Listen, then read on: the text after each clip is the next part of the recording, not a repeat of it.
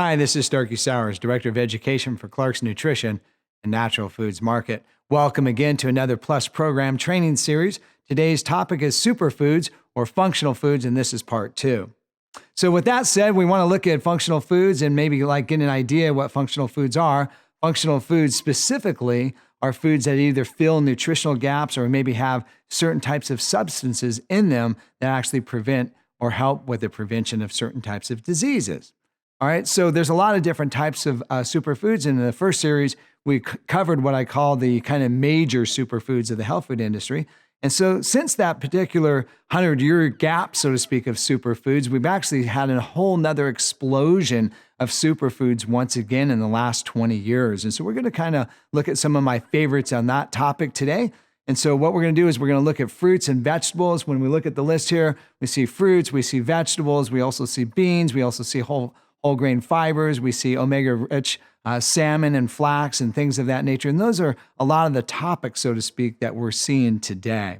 All right, so looking at omega-3 fatty acids, Dr. Paracombe definitely becomes the individual that probably popularized the idea of consuming omega-3s on a daily basis, especially from salmon. What we do know is this, that there is actually a daily recommended intake, so to speak, of omega-3s. And there was a lot of arguments for a period of time. How much omega-3s should we get? Should we get like 5 grams a day or 10 grams? Or how much should we get? We definitely agree to one thing for sure, that we actually need about 1,000 milligrams of omega-3s each and every day. Remember that omega-3 fatty acids are specifically one of the essential fatty acids. Well, going with the Dr. Paracombe idea, Dr. Paracombe, the reason why he popularized the use of salmon on a regular basis is he actually said not only is it good for brain, mental alertness and brain health, but it is also effective for reducing inflammation. And his biggest focus was with the skin. He absolutely said that you can notice a big difference. If you watch the first series, Dr.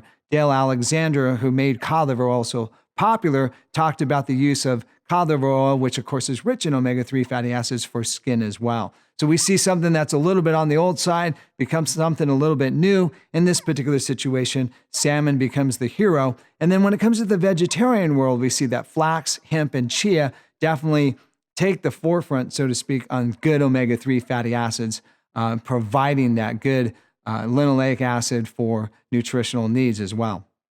All right, so with that in mind, that kind of gives us an idea for omega-3s. The next thing that we're going to do is we're going to look at specifically another superfood category, which I call fruits and vegetables. And so when we look at fruits and vegetables, a couple unique things, we've basically been inundated with all sorts of different types of fruits and vegetables and the idea of the health benefits with them.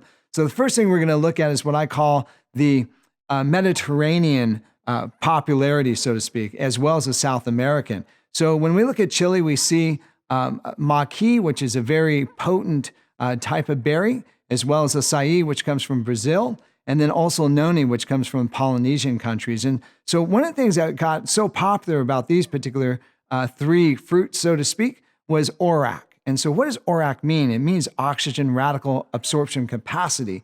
And what that means ultimately is they're antioxidants, but they're not the typical antioxidants that we know, like vitamin C or vitamin E or selenium or something of that nature. What it has to do with these polyphenol compounds, as well as the anthocyanidins and all these technical terms, what we actually call functional foods, or also known as plant antioxidants, simply put.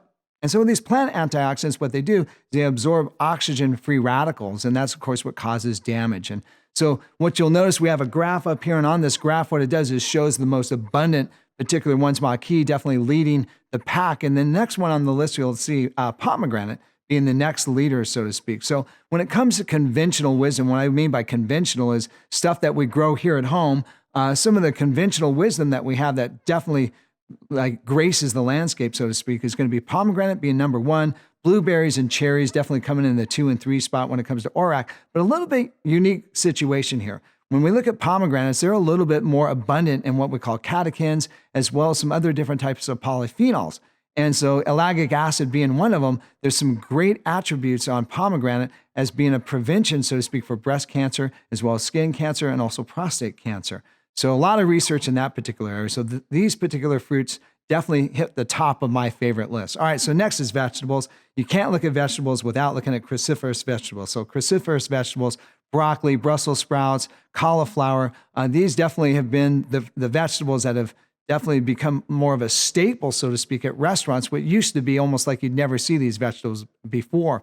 So they have what is known as DIM, which is also called diindolylmethane. And this particular diindolylmethane, or DIM, so to speak, helps with the metabolism of estrogen and helps the body eliminate estrogen more effectively. With helping eliminate that estrogen, we see that actually helps to reduce the susceptibility of certain types of cancers, being breast cancer and prostate cancer, as well as colorectal cancers as well, too. All right, so it kind of gives you an idea how a superfood functions. We look at the food, we look at the fruit, and then all of a sudden there's these cool ingredients that makes a huge difference. So the other thing when it comes to vegetables is yams. The Chinese use these as anti-aging agents because it has a hyaluronic acid naturally in it. So it definitely becomes a great product for anti-aging, and it's definitely one of my favorite fruits or vegetables, so to speak. All right, so next on the list would be fermented milk products or cultured milk products. And when we look at that, probiotics are such a huge topic nowadays. Probiotics are everywhere, capsules, tablets, liquids, and all these different types of components that you can use. Well, let's do a little history, so to speak. When we look at yogurts and kefirs, we notice that yogurts actually came from the Turkish, and the Turkish actually carried little leather sachets of milk, and there was supposedly a contaminant that caused it to thicken, and that was where yogurt kind of got its first start, or sour was one of the other components that happened. And there's a little history we see actually that kind of gets developed by different cultures. The Russians and the Bulgarians actually become famous for making yogurt as we know it today, and so ultimately we kind of credit them for a large percentage of it.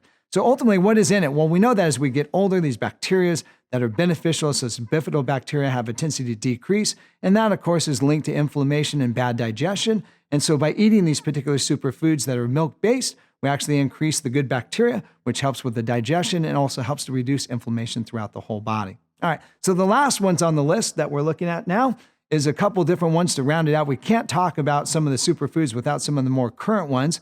And so looking at the Mediterranean diet, olive oil has absolutely just landscaped America when it comes to different olive oil bars. There's different olive oil stores and all sorts of different olive oil. Well, the benefit for olive oil is definitely there. It definitely helps to reduce cholesterol, improve triglycerides, and also definitely one of the components that seems to be helpful in the prevention of Alzheimer's onset. So olive oil is definitely going to be a part of the American diet, as has been, but it's probably going to get a lot more popular as the years are going to come. So next to that, as well as nuts and seeds, we have phytosterols that help to reduce cholesterol. So the Mediterranean diet being rich in nuts and seeds and olive oil, good fats, definitely a huge benefit as well here. So then one of the unique things that we're going to look at is coconut and cacao. So once again, coming out of South America area, coconut and cacao, especially cacao being very high in caffeine, which is an antioxidant, and also theobromide, which is another antioxidant, but more importantly, also polyphenol compounds. So there's a lot of research on helping reduce hyperlipidemia, as well as controlling blood pressure and all sorts of cardiovascular benefits from cacao. So finally, on the last part of the list, we definitely see fibers definitely coming into play, and good fibers help to feed good bacteria, making fibers more important than ever before. We definitely see some benefits for digestion as well. So it kind of gives you a little round out of today's popular superfoods. And ultimately, I believe that these are some choices that you definitely need to have in your grocery cart when you leave the grocery store. This is Starkey Sowers. Thank you again for watching another Plus Program training video.